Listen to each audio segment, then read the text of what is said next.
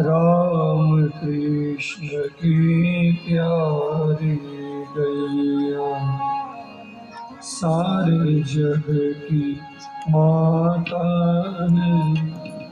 धर्म अर्थ अरु मोक्ष काम की दाता भाग्य विधाता है। राम कृष्ण की प्यारी गैया सारे जग की माता है। मोक्ष काम की दाता भाग्य विधाता है। राम कृष्ण की प्यारी गैया सारे जग की माता है। सारे जग की माता है और सबकी भाग्य विधाता है। राम कृष्ण की प्यारी गैया सारे जग की माता है।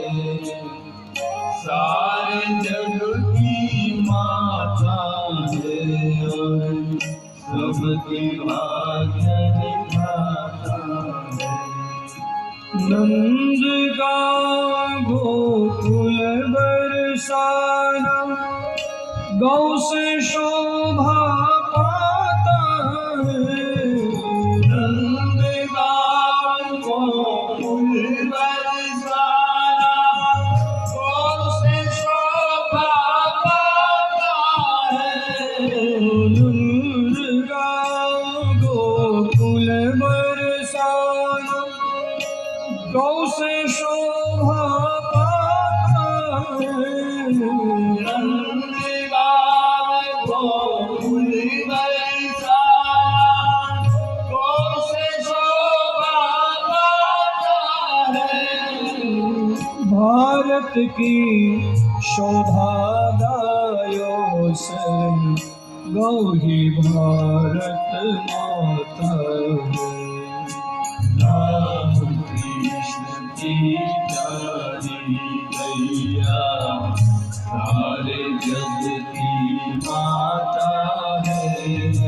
धर्म मोक्ष काम की दाता भाग्य विधाता है।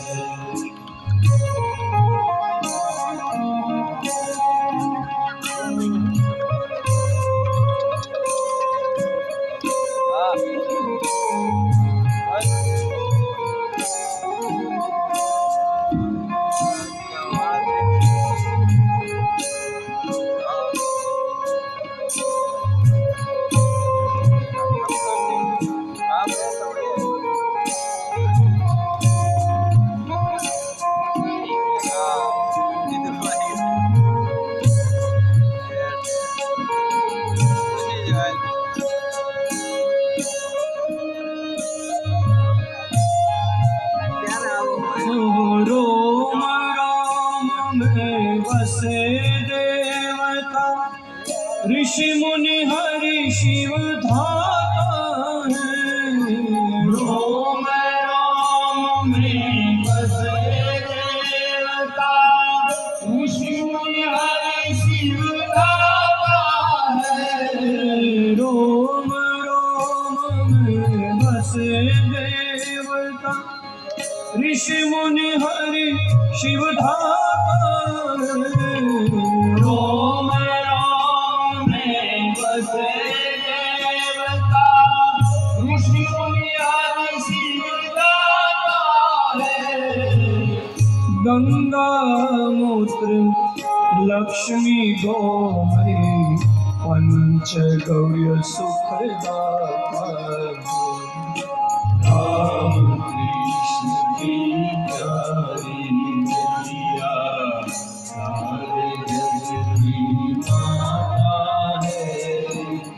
सारे जग की माता है और सबकी भाग्य विधाता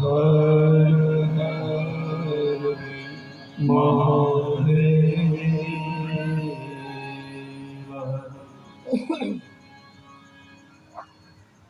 જય ગૌ માતા, જય શ્રી રામ।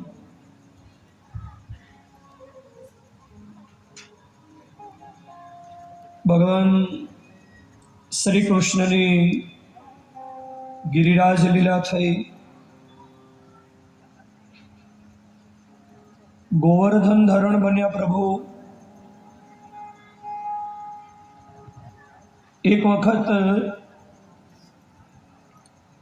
શ્રી નંદબાબાએ એકાદશીનું વ્રત કરેલું। બારસના દિવસે નંદબાબાને ખબર નહીં અને આસુરી વેળામાં એ યમુનાજીમાં પ્રવેશ કરી ગયા અને એ વખતે વરુણનો અપરાધ થયો અને નંદબાબાને વરુણના પાર્ષદો વરુણ લોકમાં બાંધી અને લઈ ગયા। ત્યાં ભગવાન શ્રી કૃષ્ણ નંદબાબાને મુક્ત કરાવવા માટે થઈને પધાર્યા। એ વખતે વરુણે નંદબાબાનું સ્વાગત કર્યું।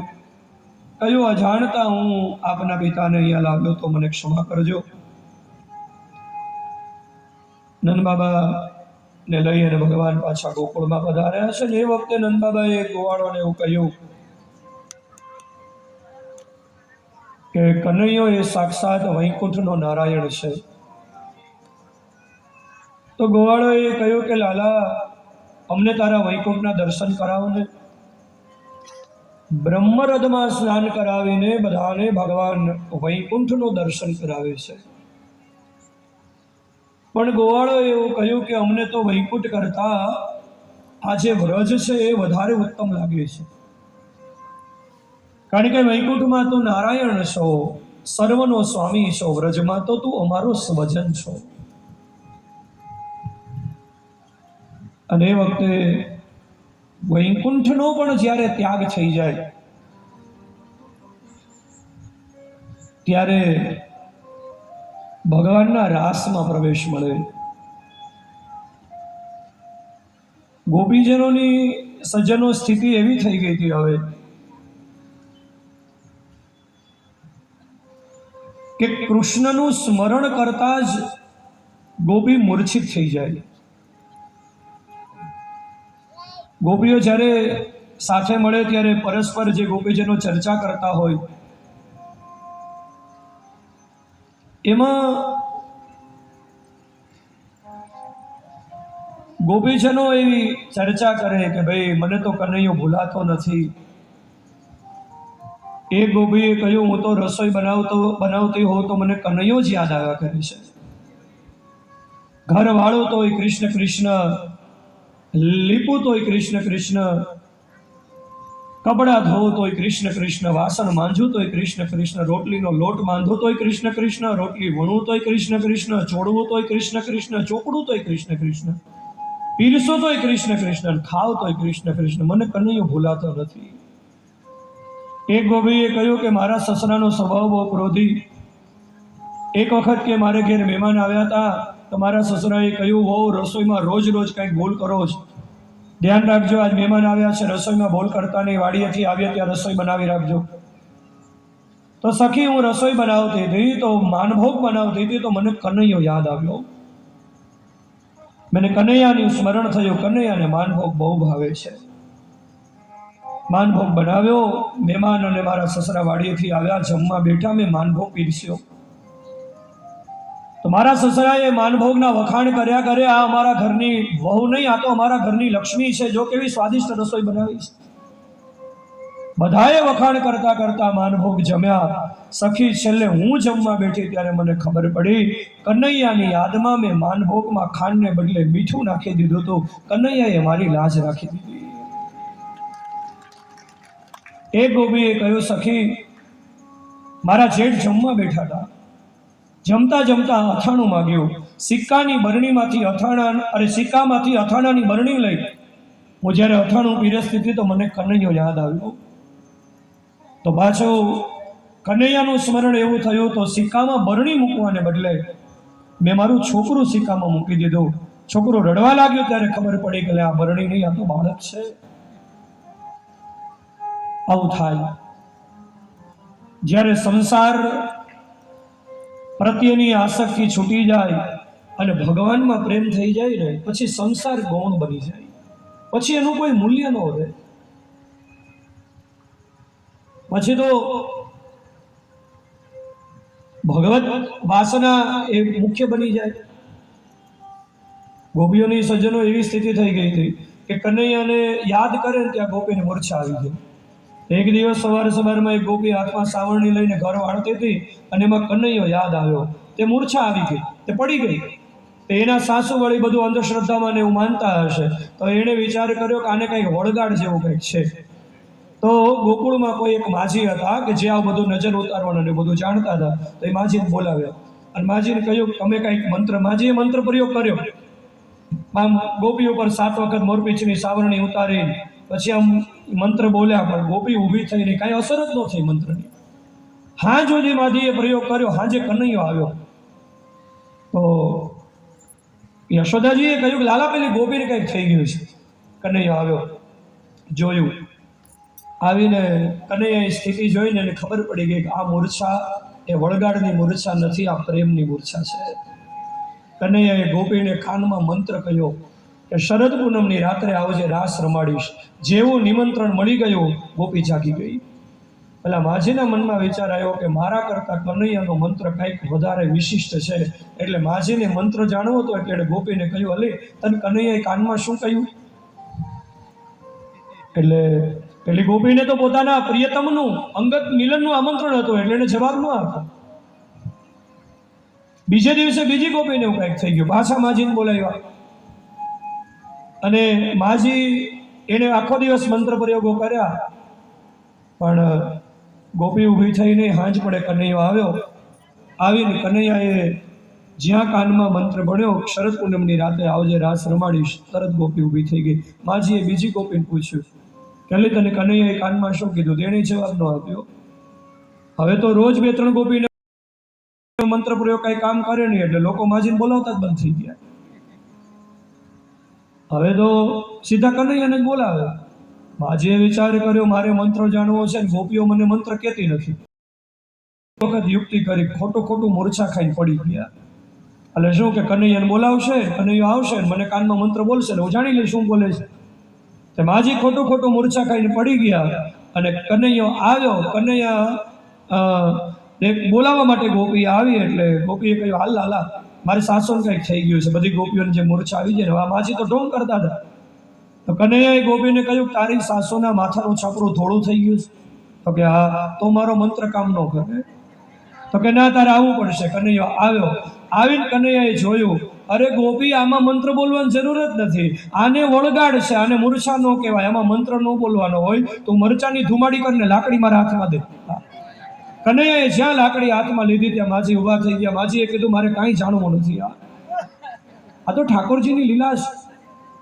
ગોપીજનોને નિમંત્રણ આપ્યું હતું કે શરદ પૂર્ણિમાની રાત્રિએ હું તમને રાસ રમાડીશ. આવી છે શરદ પૂનમની રાત. સુખદેવજી પરીક્ષિતની પાસે વર્ણન કરે છે, ભગવાન પિતા રાત્રિ શરદોત્ફુલ્લમલ્લિકઃ વીક્ષરન્તું મનશ્ચક્રે યોગમાયામુપાશ્રિતઃ. ભગવાને શરદ પૂનમની રાત્રે ગોપીજનોની સાથે રાસ રમવું હતું ને, એટલે ગોપીજનોને સાથે રાસ રમતા પહેલા યોગ માયાનો આશ્રય લીધો છે. વેણુનાદ કરી ગોપીજનોને નિમંત્રણ આપ્યું છે. વાંસળી વગાડીને વૃંદાવનમાં બધી ગોપીઓ કૃષ્ણને મળવા માટે દોડી છે.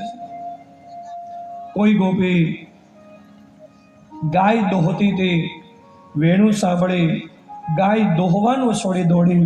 કોઈ ગોપી પોતાના પતિને ભોજન કરાવતી હતી, પતિને જમતો છોડીને દોડી. કોઈ ગોપી તુલસી ક્યારે દીવો કરતી હતી, દીવો કરીને દોડી. કોઈ ગોપી પોતાના આંગણાને લીપતી હતી, લીપવાનો છોડીને દોડી. કોઈ ગોપીએ ચૂલા ઉપર દૂધ ગરમ કરવા મૂક્યું હતું, એ દૂધ એમનેમ ચૂલા ઉપર મૂકીને ગોપી દોડી છે. એક ગોપી તો પોતાના શરીરને શણગારતી હતી. એ વેણું સાંભળી તો એવી અસર થઈ કે ગળાનો ચંદ્રહાર પગમાં બાંધી દીધો, પગના ઝાંઝર ગળામાં પહેરી દીધી, અરે પગના ઝાંઝર હાથમાં પહેરી લીધા, શેઠાનું સિંદૂર આંખમાં આંજી દીધું, આંખનું આંજણ શેઠામાં પૂરી દીધું. ઉલટા સુલટા શણગાર કરી. જો આમાં લૌકિક ભાવ નથી, આમાં શારીરિક લૌકિક વાસના હોત ને તો ગોપી 16 શણગાર સજીને ગઈ હોત. અહીંયા ગોપી ઉલટા સુલટા શણગાર કરી ગઈ છે. ભગવાન પ્રત્યેનો પ્રેમ થાય ને ત્યારે દેહ ભાવનું વિસ્મરણ થઈ જાય, બધું ભૂલાઈ જાય. હા, ઘણી વખત એવું થાય ને, આપણું મન બીજે હોય ને આપણે કામ બીજે કરતા હોય, નથી ભૂલાઈ જતું. બહેનોને ખબર હોય, મહેમાન આવવાના હોય, કામમાં ઉતાવળ હોય તો ઘણી વખત કામ કરતા કરતા ઓરડામાં કંઈક લેવા જાય, ન્યા ગયા પછી ભૂલી જાય કે શું લેવા આવ્યા હતા. હા, કારણ કે કામ બીજું કરો છો, મન બીજે છે. ઘણા વર્ષ પહેલા અમારી સાથે એક કથાઓમાં એક રસોઈમાં ધનસુખભાઈ પોલરને જરા કામ કરી નાખો છે. ઘણા વર્ષ પહેલા એક દાદા અમારી સાથે કથામાં રસોઈમાં રહેતા, બિચારા સાત્વિક હતા બહુ. હવે ગામમાં હા સત્ય ઘટના તમને કહું છું. ગામમાં કથા, અને એમાં એ કથાની અંદર એક પટેલ નથી અમારો ઉતારો, અને એમાં ગરદણી એમને એનું મકાન જ સોંપી દીધેલું. તમ તારે અમારે કે કથા છે ત્યાં પ્રસાદ લેવાનો છે, તમ તારે તમે અમારા રસોડામાં રસોઈ બનાવો. તો એ રસોડામાં દાદા રસોઈ બનાવે, પણ સજ્જનો થાય એવું, જે ખાય એ બધું તુરું તુરું જ લાગે. હા, શાક ખાય શાક તુરું લાગે, દાળ ખાય દાળ તોરી લાગે. મેં બીજે દિવસે દાદાને કીધું, મેં કીધું આ બધું તુરો સ્વાદ કેમ આવે? દાદા કે હું રસોઈ બરાબર જ બનાવું છું. મેં કીધું કંઈક ભૂલ થાય કે? ના એકદમ બરાબર. આમ 3-4 દી બધું બરાબર આવ્યું. પછી મારાથી રહેવાનું નહીં, રસોડામાં ગયો. મેં કીધું દાદા મને મસાલા બતાવો જ બધાય. દાદા કે જો આ ચટણી, આ ધાણા જીરું, આ નિમક, એક ડબ્બો આપીને કે આ ગરમ મસાલો. હવે ગરમ મસાલાનો ડબ્બો આપ્યો ને મેં જોયું ને તો એ ઘરધણી માજી હતા ને એની દાંતે દેવાની બજર હતી. 4 દી સુધી બજર દાબી ગયા, હજી દાંત નથી દુખતા. બોલ, દાંત હજી એવા લેવા છે. બજર ખાધી એટલે થાય એવું, કામ બીજું કરતા હોય નથી, ઘણી વખત ભૂલ થઈ જાય. તો ગોપીજનો બધું છોડીને દોડ્યા છે, પ્રભુએ સ્વાગત કર્યું છે. સ્વાગતમ વો મહાભાગઃ પ્રિયમ કિમ કરવાણી વહ બ્રજસ્યાનામયં કચ્છી બ્રૂતાગમન કારો. પધારો પધારો ગોપીજનો, તમારું સ્વાગત છે. બોલો ગોપીજનો, તમે અત્યારે વૃંદાવનમાં શા માટે પધાર્યા છો? જુઓ, ભગવાને ગોપીજનોને બોલાવ્યા અને ગોપીજનો આવ્યા તો હવે ભગવાન પૂછે છે, બોલો શું કામ આવ્યા છો? ભગવાનને બોલાવ્યા અને ગોપીઓ આવ્યા એટલે પૂછે છે કેમ આવ્યા? આ તો કેવી વાત થઈ કે કોઈ આપણને એમ કે તમારે આખા ઘરને રવિવારે બપોરે અમારી ઘરે જમવાનું છે, અને આપણે રવિવારે બની ઠરીને એની ઘરે જઈને બપોર વચ્ચે ત્યાં જઈને બેસીએ, અને ઘરધણી આપણને પૂછે કેમ આજ બપોર વચ્ચે ભૂલા પડી ગયા? આ તો તારી ઘરે રાંધતો નહીં, મારી ઘરે જમતો નહીં. ભગવાને બોલાવ્યા અને ગોપીઓ આવ્યા એટલે ભગવાન પૂછે છે, બોલો કેમ આવ્યા, શું કામ?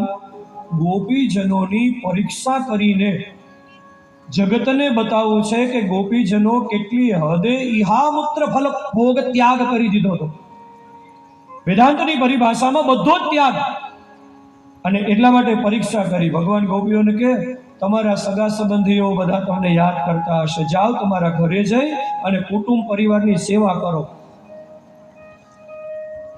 તો ગોપીઓ કઈ બોલ્યા નહીં ને એટલે ભગવાને કહ્યું, ગોપીજનો, સ્ત્રી છે ને એને પોતાનું કર્તવ્ય સમજીને, પોતાના પતિને ભગવાન સમજીને એની સેવા કરવી જોઈએ. બરાબર ધ્યાન આપજો. એટલે ભગવાને ગોપીજનોને કહ્યું, જે સ્ત્રી છે ને પોતાના પતિમાં ભગવાનનું દર્શન કરે ને ગોપીઓ, એને કેવું ફળ મળે સાંભળો, હું તમને કથા કહું. એમ કહીને ભગવાને ગોપીજનોને કથા કીધી કે એક પતિ પત્ની બંને પ્રેમથી ઘરમાં રહેતા હતા. એમાં આખો દિવસ વ્યવસાય કરીને પતિ ઘેર આવ્યો, ખૂબ થાકેલો હતો. એટલે પેલી પત્ની એણે પોતાના પતિને થોડી વાર વિશ્રામ થાય, માથું દુખતું હતું એટલે માથું દાબી આપ્યું, ચરણ સેવા કરી. તો થોડી વાર થઈ એટલે પતિને ઊંઘ આવી ગઈ. હવે આ સ્ત્રી પતિની સેવા કરતી હતી. એમાં શિયાળાનો સમય અને સામે પલંગ ઉપર બાળકને સુવરાવ્યું હતું ને એને ઠંડી ન લાગે એટલે પલંગની બાજુમાં એક સગડી પેટાવી રાખી હતી. હવે આ સ્ત્રી પતિની સેવા કરતી હતી અને એમાં બાળક જાગ્યો. હવે બાળકનો તો નિયમ છે કે એ જાગે એટલે સીધું મા પાસે જાય. એટલે બાળક પલંગ ઉપરથી ઉતરવાનો પ્રયત્ન કરે પણ ઉતરતા આવડે નહીં. આ સ્ત્રી જોઈ ગઈ, જો ઉતરતા નહીં આવડે તો સગડીમાં પડશે અને સગડીમાં પડશે તો જાગશે. તો હવે જો ઊભી થઈને હું બાળકને બચાવવા જઈશ તો મારા પતિની સેવામાં વિઘ્ન થશે. આ સતી સ્ત્રી હતી. એણે વિચાર કર્યો બાળકનો જે થવું હોય તે થાય. આ સ્ત્રી આંખ બંધ કરીને એમને બેસી રહી. ભગવાન કે ગોપીઓ બન્યું પણ એવું, બાળકને ઉતરતા આવડ્યું નહીં. ધગધગતી સગડીમાં બાળક પડ્યો. પણ એ વખતે સગડીમાં રહેલા અગ્નિદેવના મનમાં વિચાર આવ્યો કે આવી સતી સ્ત્રી કે જે પોતાના પતિને ભગવાન સમજી અને એની સેવા કરે છે અને એ સ્ત્રીના બાળકને હું દજાડીશ ને તો આ સતી મને બાળી ભસ્મ કરી દેશે. એટલે એ બાળક માટે અગ્નિ ઠંડો પડી ગયો. એ બાળકને કાંઈ થયું નહીં. જો ગોપીઓ, જે સ્ત્રી પોતાના પતિમાં ભગવાન જોવે ને એને આટલું મોટું ફળ મળે. તે ભગવાનની આ કથા સાંભળીને ગોપીઓ તો રાજી થઈ ગઈ. ગોપીઓએ કહ્યું, વાહ મહારાજ વાહ, કથા કહેતા તો બહુ સરસ આવડે છે. ગોપીજનોએ કહ્યું, મહારાજ કથા કહેતા તમને જેમ આવડે છે એમ કથા કહેતા તો અમને આવડે છે. સાંભળો, હવે અમે તમને કથા કહીએ. ભગવાને ગોપીજનોને કથા કીધી ને તો ગોપીઓ ભગવાનને કહે, પ્રભુ તમે એમ કહો છો કે દરેક સ્ત્રી એણે પોતાના પતિમાં ભગવાનનું દર્શન કરવું જોઈએ, તો દરેક સ્ત્રી છે એણે પોતાના પતિને જ ભગવાન માનવા જોઈએ. ગોપીઓએ કહ્યું, મહારાજ એક પતિ પત્ની પ્રેમથી ઘરમાં રહેતા હતા. એમાં એક વખત પતિ વ્યવસાયથી ઘેર આવ્યો. એણે પત્નીને કહ્યું કે હું 6 મહિના માટે વિદેશ જાઉં છું. સ્ત્રીએ કહ્યું કે હું તમારા વિરહમાં ઘરે રહી નહીં શકું. તો પતિએ પોતાનો ફોટો આપ્યો અને એમ કહ્યું જ્યાં સુધી વિદેશથી પાછો ન આવો ત્યાં સુધી તમારે મારા ફોટામાં મારું દર્શન કરવું. પછી ભગવાન ગોપીજનો ભગવાનને કહે છે કે ફોટો આપીને પતિ વયો ગયો. હવે આ સ્ત્રીના માટે એના પતિનો ફોટો જ પતિ છે એમ સમજીને આખો દિવસ ફોટા સામે બેઠી રહે, ચાંદલો ચોખા કરે, આરતી ઉતારે, થાળ ધરાવે. આવી રીતે 4 મહિના વયા ગયા. એમાં એક દિવસ આ પત્ની ફોટાની સામે થાળ ધરાવીને બેઠી હતી. હાથમાં વીજળો લઈ પોતાનો પતિ અહીંયા જ છે એવા ભાવથી ફોટાને પવન નાખતી હતી. પતિ જમી રહ્યો છે એવો ભાવ કરતી હતી અને ઘરનો દરવાજો બંધ હતો. દરવાજો ખખડ્યો, અવાજ આવ્યો, સતી દરવાજો ખોલો, હું આવી ગયો છું. એટલે ઓલા સ્ત્રી છે એનો પતિ આવી ગયો હતો. ગોપીજનો કે મહારાજ હવે બન્યું એવું કે અહીંયા થાળ ધરાવવાની વિધિ ચાલુ હતી અને અહીંયા પતિ દરવાજા આવી ઊભો હતો. તો હવે થાળ ધરાવવાની વિધિ અધૂરી છે. તો એ સ્ત્રીએ દરવાજો ખોલવા જવાય કે ફોટા સામે બેઠું રહેવાય? સાચો પતિ આવી ગયો છે તો ફોટા સામે. ગોપીજનોને ભગવાન કે એમાં ક્યાં વાત મોટી, આમાં જવાબ આપવાની વાત જ નથી. સાચો પતિ આવી ગયો તો ફોટા સામે ક્યાં બેસવાનું? કારણ કે જ્યાં સુધી પોતાનો પતિ નથી આવ્યો ત્યાં સુધી જ એને ફોટામાં પતિને જોવાનો છે. ગોપીજનોએ કહ્યું, બસ મહારાજ અમારે પણ અમારા પતિમાં ભગવાન ત્યાં સુધી જ જોવાના હતા જ્યાં સુધી અમને ભગવાન ન મળે ત્યાં સુધી. હવે તમે તો મળી ગયા છો, પછી અમારે પતિમાં ભગવાનને શું કામ જોવાના? તમે અમારો સ્વીકાર કરો. અને ભગવાને જોયું ગોપીઓનો વિશુદ્ધ પ્રેમ છે એટલે ભગવાને ગોપીજનોનો સ્વીકાર કર્યો છે. કહ્યું છે, ગોપીજનો આવો હું તમને યમુનાજીના કિનારે રાસ રમાડું. અને આ રાસમાં દરેક ગોપીની એવી ઈચ્છા હતી કે શ્રી કૃષ્ણ મને મળે. એટલે ગોપીજનોની સાથે રાસ રમતા રમતા ભગવાને જેટલા ગોપીજનો હતા એટલા સ્વરૂપો ભગવાને લઈ લીધા છે. એક એક ગોપી અને એક એક કૃષ્ણ બની ગયા છે. જેટલા ગોપી છે એટલા કૃષ્ણ છે. જેવી રીતે રામચરિતમાનસમાં એક તો ચિત્રકૂટમાં જ્યારે ભરતજી પ્રભુને મનાવવા માટે થઈને આવ્યા ત્યારે સાનુજ મિલી પલક મહુ સબ કાહું कीन दुरी दो दारुण दाहो यह बड़ी बात राम के नाही जिमी घट कोट एक रवि छाई.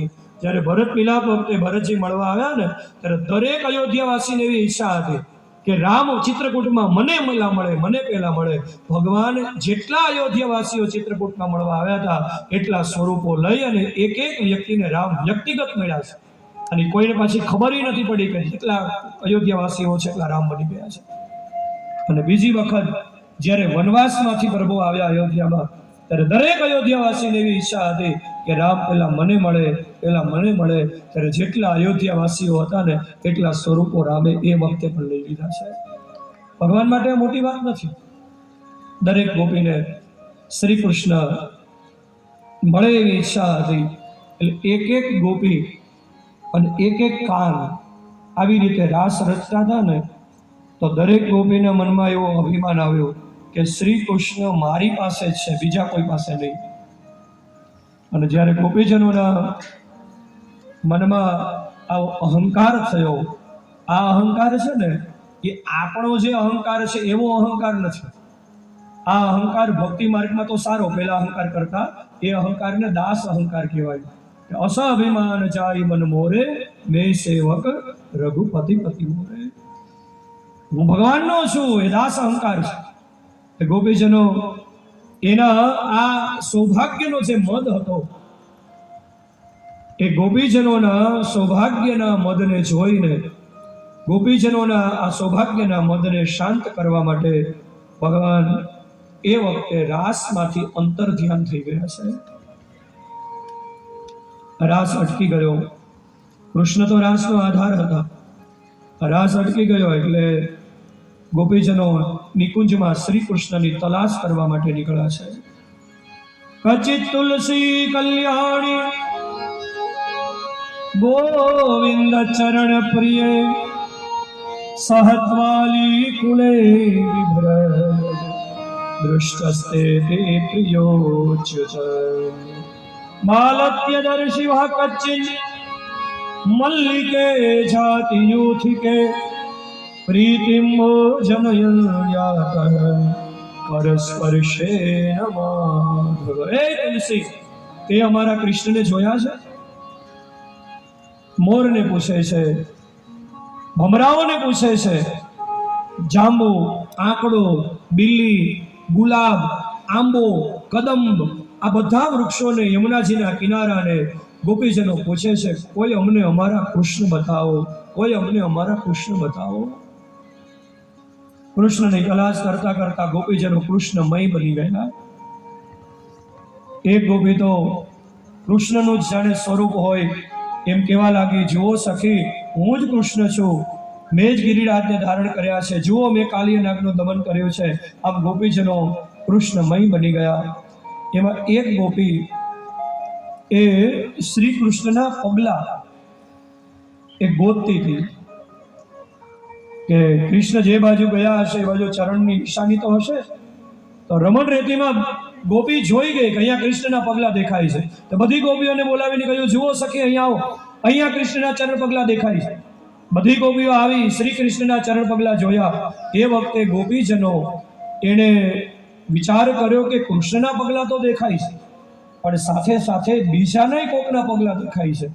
એનો અર્થ એ થયો કે રાસમાંથી કૃષ્ણ એકલા નથી ગયા, બીજા કોકને સાથે લઈ ગયા છે.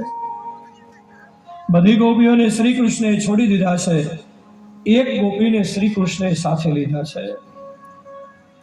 એ ગોપી કોણ હતા એનું નામ ભાગવતજીમાં નથી. શું કામ નથી એના પણ ઘણા બધા કારણો છે, એમાં આપણે નથી જવું. પણ ડોંગરેજી મહારાજ એમ કહેતા કે આ ગોપીનું નામ ભલે ન લખ્યું પણ આ ગોપી છે ને શ્રી કૃષ્ણના જીવનનો આધાર હતા. અને આ ગોપી ભેગા હોય ને તો જ કૃષ્ણ મધુરા લાગે. આ ગોપી વગરના કૃષ્ણ કાયમી અધૂરા લાગે.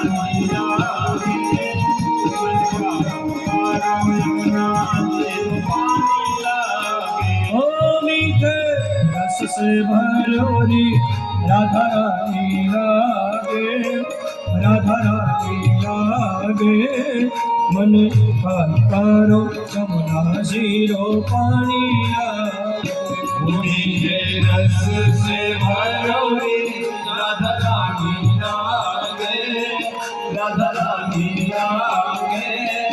मन कारो कारो यमुना जीरो पानी लागे। मन कारो कारो जमुना जीरो पानी लागे। मन कारो कारो यमुना जीरो पानी लागे। मन कारो कारो जमुना जीरो पानी लागे। मन कारो कारो यमुना जीरो पानी लागे। राधे राधे। राधे राधे। हाँ भाई, जय हो जय हो। राधा કૃષ્ણ પ્રેમની અવિરત વહેતી ધારા એટલે રાધા. રાધાજી એટલે કૃષ્ણનો પ્રેમ, એનું મૂર્તિ સ્વરૂપ એટલે રાધાજી. બધી ગોપીઓને કૃષ્ણએ છોડી દીધા હતા, રાધાજીને સાથે લીધા હતા. તો ગોપીજનો એ રાધા કૃષ્ણના પગલા ગોતતા ગોતતા જતા હતા ને, જોતા જોતા ત્યાં રાધાજીના પગલા દેખાતા બંધ થઈ ગયા. કૃષ્ણના એકના જ પગલા દેખાય છે. બધી ગોપીઓ વિચારમાં પડી ગઈ, અહીંથી રાધા ક્યાં ગઈ હશે? બીજી ગોપીએ કહ્યું, સખી અહીંથી રાધા દેખાતી નથી, રાધાના પગલા દેખાતા નથી, પણ કૃષ્ણના પગલા જમીનમાં ઊંડા ઉતરેલા હોય ને એવું લાગે છે. એટલે એનો અર્થ એ થયો કે અહીંથી કૃષ્ણના ખભા ઉપર રાધાનો વજન આવ્યો હશે, અહીંથી ખભે ઉપાડી લીધી હશે રાધાને. બન્યું તો પણ એવું.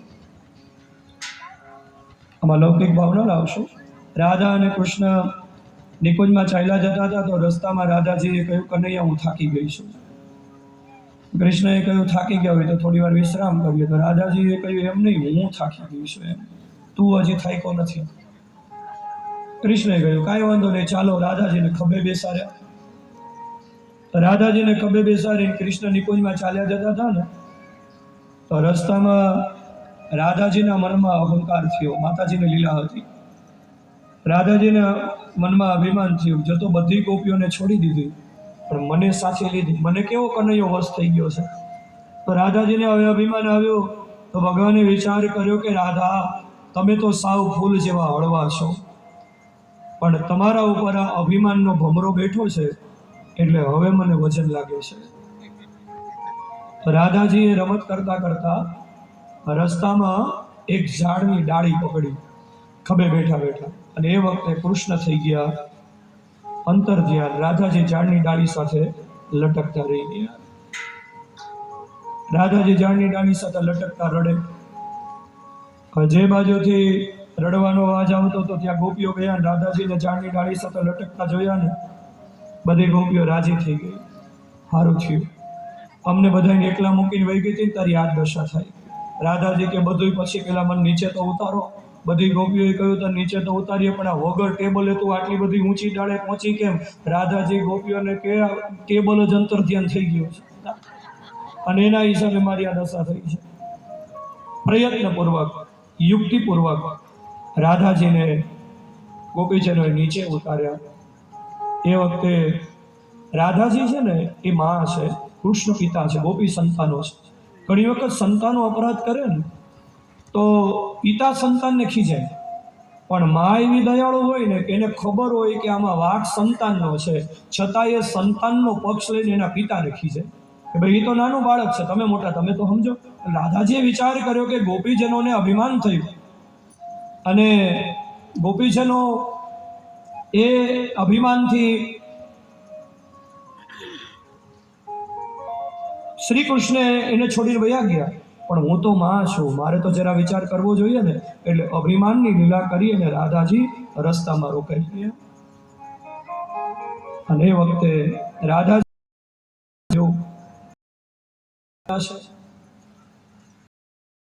ક્યાં ખોયા છે? યમુનાજીના કિનારે રાસ રમતા હતા. ત્યાં રાધાજીએ કહ્યું નિયમ એવો છે કે જે વસ્તુ જ્યાં ખોવાણી હોય ને તો પછી જ્યાં કૃષ્ણ ખોવાયા છે ત્યાં જ આપણે ગોતવા જોઈએ. આવી છે શ્રી યમુનાજીના કિનારે, અને યમુનાજીના કિનારે બધા ગોપીજનો સાથે મળીને શ્રી કૃષ્ણને યાદ કરતા, કૃષ્ણને બોલાવવા માટે ગોપીજનોએ વિચાર એ કર્યો કે સાંભળી અને આપણે કૃષ્ણ સુધી આવી ગયા તો હવે આપણે એવું ગીત ગાઈએ કે આપણું અને કૃષ્ણ આપણા સુધી આવે. અને ગોપીજનો શ્રી કૃષ્ણના વિરહમાં. લલિતભાઈ, ચાલુમાં ગુલ્ફી ચાલુ રાખવાની છે.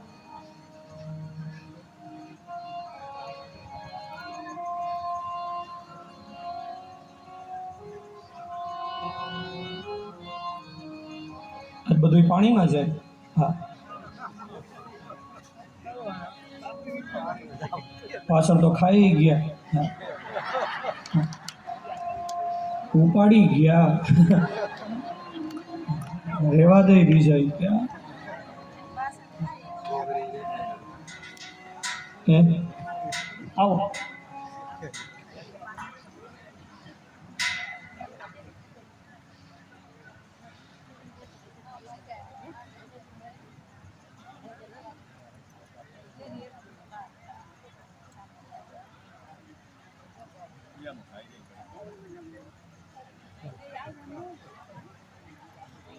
ખરા ભાઈ ગુલ્ફી વાળા હો, પણ કથા ઊભી રાખી દી પણ ગુલ્ફી ઊભી નો રહે. ભાઈ શાસ્ત્રીજી કે હું પછી કથા કરી, પેલા ગુલ્ફી જાપી લ્યો બધા. બરાબર, તારો જાપતો બીજું હું બધા ધીમે ધીમે ફટાફટ હો, પણ જ્યાં ત્યાં સળિયું પાછી નાખતા નહીં ક્યાંય. આપણને સમયનો મળ્યો, થોડોક તેનો સદુપયોગ કરી લઈએ. થોડી વારમાં શાસ્ત્રીજી આદેશ કરશે એટલે રૂડી બજારની જાન આવશે.